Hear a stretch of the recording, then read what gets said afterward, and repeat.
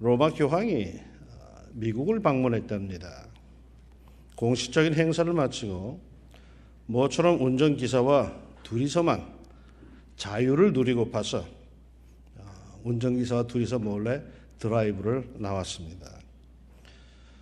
교황은 손수 운전을 즐기고파서 평생 남이 해주는 것만 타고 다녔으니까는 그게 따분했던 거죠. 자기가 운전하고파서 운전수를 옆에 태우고 자신이 운전대를 잡고 뉴욕 거리를 돌아다닙니다.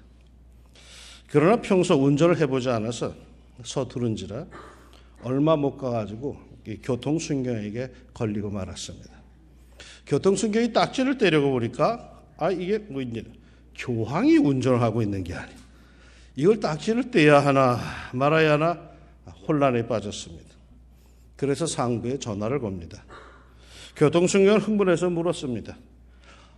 거물이 위반했는데요. 딱지를 떼야 합니까? 거물이 누군데 그래? 국회의원이야? 아니요, 그 위입니다. 그럼 대통령? 그저 교통순경이 그랬답니다. 아니에요, 그 위입니다. 누군지는 정확히 모르겠는데요. 교황님이 직접 운전하고 모시고 가는 분입니다. 누군지 아시겠습니까? 로마 교황이 직접 운전해서 모시고 가는 이분 누구일까요? 우스갯소리입니다. 그러나 말이죠. 여러분은 더 대단한 거물급입니다. 여러분의 인생 누가 운전대를 잡고 있습니까? 하나님의 아들 예수님이신 줄로 믿습니다. 교황 정도가 아니라 예수님이 운전하며 모시고 갈 정도로 여러분은 하나님의 나라에서 거물임을 믿습니다. 교황 갖고 법석 떨 일이 아닌 것 같아요. 오늘 본문은 사도행전에서 매우 중요한 장면입니다. 이른바 최초로 이방인 교회가 설립되는 장면입니다. 당시에 교회는 예루살렘 밖에 있었습니다. 그러게 예수 믿는 사람들은 반드시 예루살렘에 머물러 있어야만 했죠. 왜 교회가 이곳에만 있었을까요? 제자들의 책임입니다. 땅끝까지 이르러 내 증인이 되라는 예수님의 말씀보다도 예루살렘에서 성령의 충만함으로 자기들끼리만 모여서 천국을 이루고 있었습니다.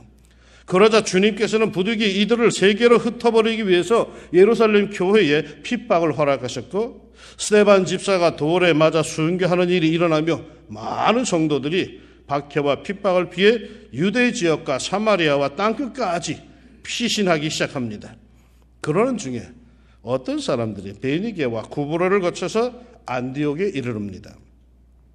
안디옥은 어떤 곳일까요? 지중해에서 동쪽으로 27km 떨어진 오른태선 산을 등지고 있는 도시로서 로마의 행정구로는 수리아주의 수도였습니다. 이 도시 안디옥은 주전 300년에 알렉산더의 후계자 중에 하나인 셀레우커스 니가토르라고 하는 사람이 그의 아버지 안티오커스를 기념하여 명명한 이름을 붙인 도시입니다. 신약성경 시대에는 인구가 약 50만 명이 넘는 도시로 로마 제국 내에서 로마, 알렉산드리아 다음으로 가는 세 번째로 큰 도시였습니다. 도시민들은 아주 부유하고 사치했으며 심한 우상 숭배에 빠져서 정신적, 도덕적으로 매우 퇴폐한 도시였습니다. 이곳에 성도들이 찾아가서 복음을 전합니다. 이들은 선교사가 아닙니다. 그저 핍박을 피해서 흘러 가는 사람들일 뿐이죠. 그런데 말이죠, 이들이 그 안디옥이라고 하는 거대한 퇴폐한 도시에 들어갔을 때에 거기서 복음을 전하는데, 이렇게 퇴폐한 도시, 음란한 도시, 거대한 악의 도시, 과연 이런 악한 도시에서 복음이 자리 잡고 교회가 커나갈 수 있을까요?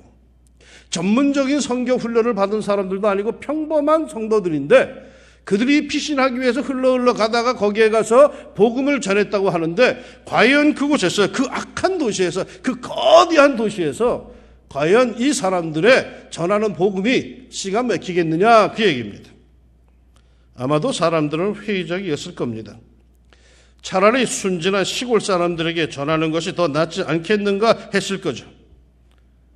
그러나 그들이 그 강해 보이는 악의 도시에 복음을 전했을 때 놀라운 일이 일어납니다. 커다란 사람들이 보기에도 흉측하고 도무지 성도의 이미지하고는 거리가 먼 사람들이 회개하면서 일대의 복음의 부흥운동이 일어납니다. 비결이 뭘까요? 성경은 이렇게 말합니다. 21절에 주의 손이 그들과 함께 하심에 수많은 사람들이 믿고 주께 돌아오더라. 우리가 주의 일을 함에 있어서 진정한 성도로서 살아감에 있어서 우리의 견해와 우리의 상황보다 더 중요한 것은 순종입니다. 왜냐하면요, 주의 뜻에 순종하여 그렇게 살 때 그곳에는 주의 손이 나타나기 때문입니다. 주님의 능력, 하나님의 권능이 나타나기 때문입니다. 불순종하여서 내 뜻대로, 내 고집, 내 방식대로만 살 때에는 오직 내 힘뿐이지만은 하나님의 뜻에 순종하여 살 때에 내 힘에 더하여지는 것, 이른바 플러스 알파가 있는데 하나님의 막강한 힘이 붙습니다. 바라기는 여러분의 좋은 재질과 힘과 재능 위에 하나님의 권능이 더해지기를 바랍니다. 늘 말씀에 순종하여 플러스되는 하나님의 권능 속에 살기를 축원합니다. 이렇게 하나님의 권능의 손길 속에 일대 부흥이 일어나서 그 죄악의 도성에 교회가 세워졌습니다. 이 교회가 교회의 역사에서 매우 중요한 역할을 감당하는 안디옥 교회입니다. 안디옥 교회는 이방 세계에 세워진 최초의 교회며 또한 이방 선교의 기지 역할을 담당한 교회입니다. 나중에 바울의 세계 전도를 뒷바라지한 곳이 바로 이 안디옥 교회입니다. 그런데 이 안디옥 교회는 이러한 교회사적으로 중요한 의의를 갖는 교회이기도 하지만 그것보다 더 중요한 영적인 사건이 발생한 교회로서 의의가 더 큽니다. 26절 하반절에 제자들이 안디옥에서 비로소 그리스도인이라 일컬음을 받게 되었더라. 세 단어가 인상 깊습니다. 제자들, 비로소 그리스도인. 그리스도인. 무슨 의미인지 아시죠? 헬라어로 크리스티아노스, 영어로는 크리스찬이라고 하죠. 이 단어는 신약 성경에 몇 번 나오는지 아십니까? 겨우 3번 나옵니다. 오늘 본문 26절과 사도행전 26장 28절 그리고 베드로전서 4장 16절에 고작 3번밖에 성경에 나오지 않습니다. 그럼에도 오늘날 우리들의 정체성을 무엇보다 잘 묘사해 주는 단어입니다. 그 뜻은 그리스도의 것으로서 늘 그리스도를 생각하고 그리스도를 위해 일하며 그리스도를 위해 충성을 다하고 자신들의 의식과 사고가 그리스도에 젖어 있으며 그리스도를 존귀케 하며 그리스도를 나타내는 그리스도 중심의 놀라운 삶을 사는 이들을 보고 칭한 것입니다. 사도 바울은 로마서에서 이 모습을 이렇게 표현합니다. 우리 중에 누구든지 자기를 위하여 사는 자가 없고 자기를 위하여 죽는 자가 없다다. 우리가 살아도 주를 위하여 살고 죽어도 주를 위하여 죽나니 그러므로 사나 죽으나 우리가 주의 것이로다. 자신의 모든 생활의 기준이 분명했습니다.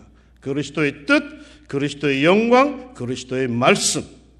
매사의 모든 일을 행함에 있어서 죽게 하듯 하는 생활. 누구나 다 자기 행동에는 기준이 있는 법이죠. 그런데 그 기준이 아주 분명한 그리스도인 사람입니다. 자기가 누군지 분명합니다. 어떠한 상황에 처해도 어느 곳에 가서도 자기가 누구인지를 분명히 자기 정체성을 갖고 사는 사람들, 그리스도인입니다. 파리의 감옥에서 죄수 하나가 여자로 변장하여서 탈옥을 했습니다. 몸차림도 그렇고 몸짓도 그렇고 목소리도 영락없는 여자였습니다. 외모로 보아서는 간수들이 전혀 눈치를 챌 수가 없었습니다. 그런데 이상하게도 그는 도시 중심가에서 너무나도 쉽게 체포당했습니다. 어떻게 그렇게 쉽게 붙잡혔을까요? 멋진 패션 의상이 쫙 걸려있는 쇼윈도를 이 사람이 그냥 지나쳤기 때문에 붙잡혔답니다. 그 체포한 경찰의 말에 의하면 여자라면은 어떻게 그 멋진 의상이 걸린 쇼윈도를 그냥 무심코 지나갈 수 있었느냐는 것입니다. 모양은 여자였지만 이 속은 정체성은 남자였기에 그렇게 된 거라는. 그래서 그걸 이상하게 여겨서 신문에서 잡았다는 겁니다. 우리가 누구입니까? 그리스도인이야. 그리스도의 말씀과 정신과 문화가 배어있는 성도입니다. 우리의 삶의 환경은 직업은 다 다른 겁니다. 뭐 어느 것이 좋고 나쁘고 없습니다. 그러나 어떤 상황에서라도 나는 누구냐? 나는 그리스도에 속한 사람이야. 나는 그리스도인으로 소원한 사람이야. 나는 그리스도에게 내 모든 걸 다 맡긴 사람이야. 애매하게 살지 맙시다. 우리는 그리스도인입니다. 그리스도인답게 삽시다. 그런데 말이죠, 비로소라고 하는 단어가 그 앞에 붙어 있음을 우리가 주목합니다.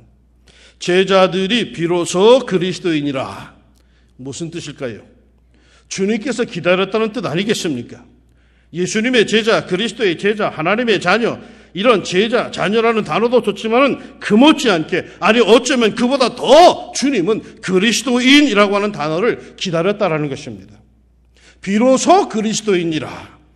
정말 하나님께서 기다리셨습니다.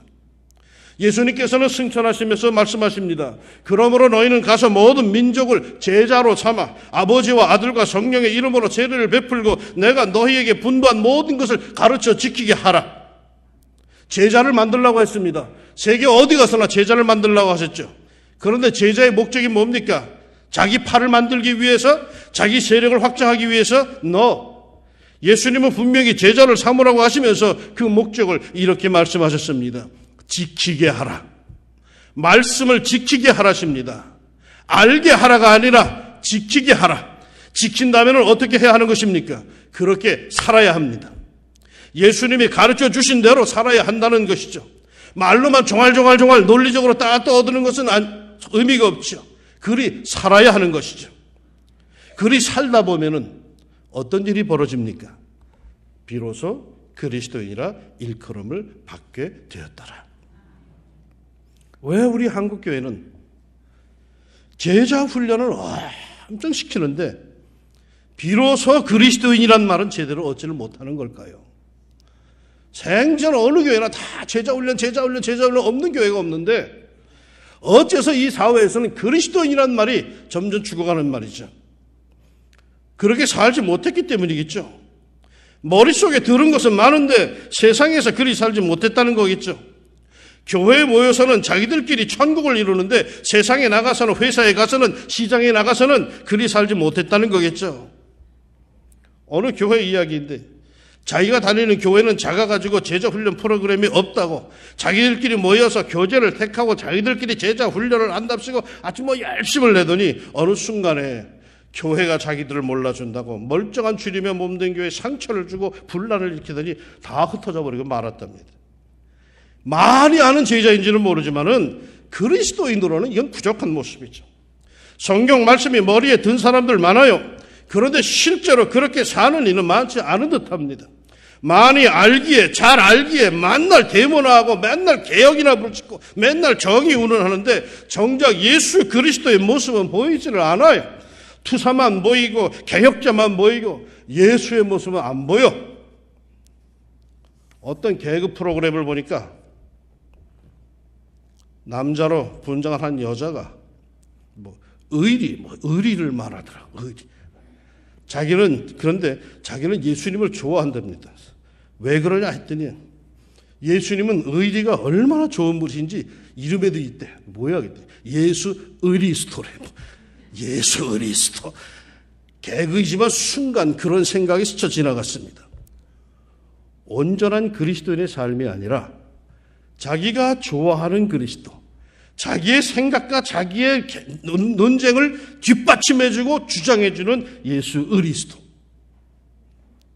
우리가 세상에서 온전한 성도로서의 삶을 살수록 우리에게 따라붙은 단어는 뭐냐? 그리스도입니다. 제자들이 비로소 그리스도인이라 일컬음을 받으니라. 주님께서 매우 기다리신 삶이요 단어인 것입니다. 우리네 삶에선 예수님이 그리스도가 온전하게 드러나고 또 드러나야 합니다. 요즘 우리나라에서는 천주교의 부흥시대, 천주교의 르네상스를 맞이한 것 같아요. 우리나라가 언제 천주교 국가가 되었나 싶을 정도로 그런 분위기죠.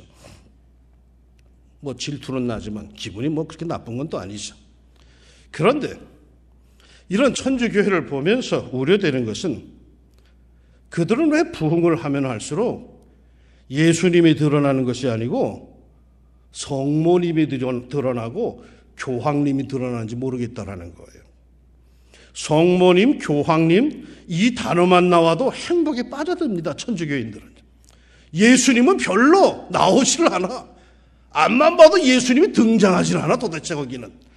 그저 성모 마리아, 성모님, 교황님 하면 그냥 너무 해피해요. 예수님한테 그렇게 해피한 사람들이 별로 없더라고요. 우리 개혁교회 성도들은 말이죠. 신앙의 성숙으로 들어갈수록 목사님이 드러나서는 안 되는 거예요. 오로지 예수님만이 드러나야 하는 겁니다. 우리는 예수님밖에 없는 거예요. 우리는 말이죠. 천주교에서 교황교하는 게 싫어서 개혁교에서 나온 사람들이 우리야. 그런데 요즘에 또다시 개혁교회 신자들은 그거 바라보고 부러워하던데 여러분 교황이 뭐요? 교회의 황제야. 예수님은 교회의 형제라고 그랬지 황제가 있다는 소리 한 적이 없어요. 자기들이 정치적인 구조에 의해서 생기는 것 갖다가 미워하는 것 갖다 그걸 바라보고 하는데 우린 그게 싫은 사람들이야. 우린 신앙생활을 깊이 하면 깊이 할수록 우리 사이에서 드러나야 할 사람은 누구밖에 없다. 예수밖에 없는 거예요. 양목자도 아니야. 장로님도 아니야. 우리 세계에서는 깊은 신앙하고 정말 헌신적이고 낮아질수록 누가 드러나느냐? 예수님이 드러나야 되는 거예요. 이게 그리스도인이야. 그리스도인. 세상의 것들은 다 갈수록 사라지고 오로지 예수님만이 드러나야 합니다. 세상과 나는 간 곳 없고 누구만 보인다? 구속한 주만 보이도다. 갈수록 예수님만 보이고 예수님만이 드러난 삶이 되기를 축원합니다.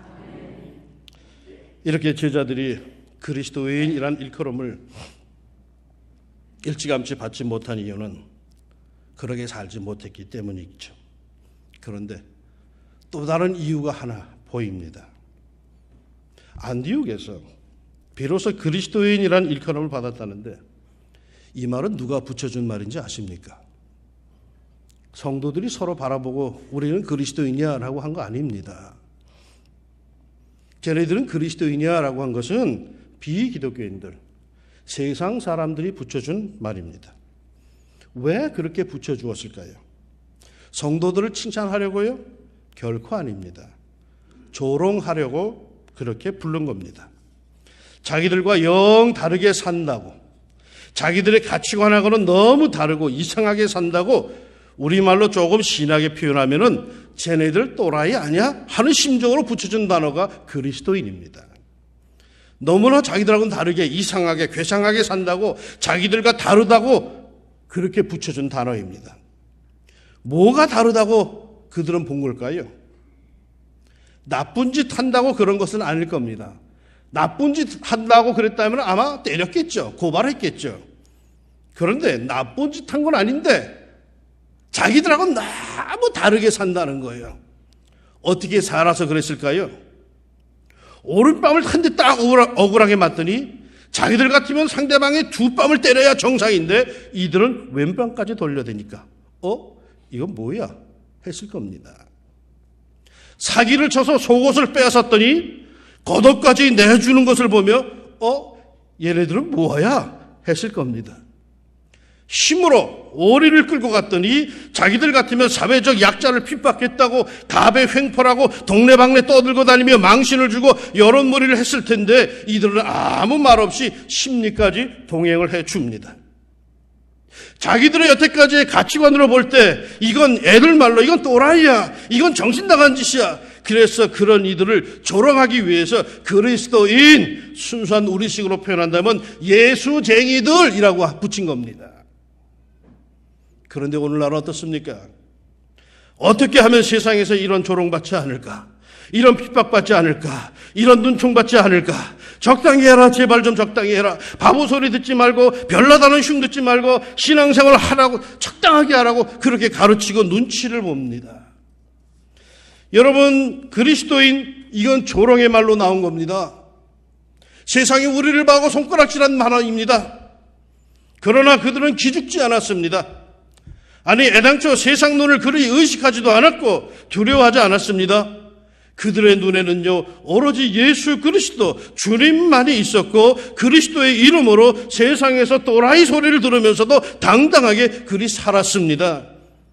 그러자 이해 못하는 세상 사람들이 조롱하며 붙인 명칭이지만 주님께서는 그걸 얼마나 기다리셨던지 비로소 그리스도인이라 듣게 되었다라고 즐거워하셨답니다. 예의 바른 그리스도인도 중요하지만 때로는 세상에서 좀 터프한 그리스도인으로 사십시다.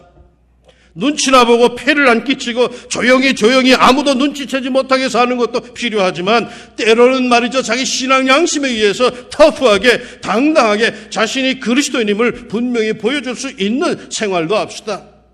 세상 사람들이 비웃기 위해서 조롱하기 위해서 붙인 단어이지만 주님의 마음에 너무너무 들어버린 단어 그리스도인입니다.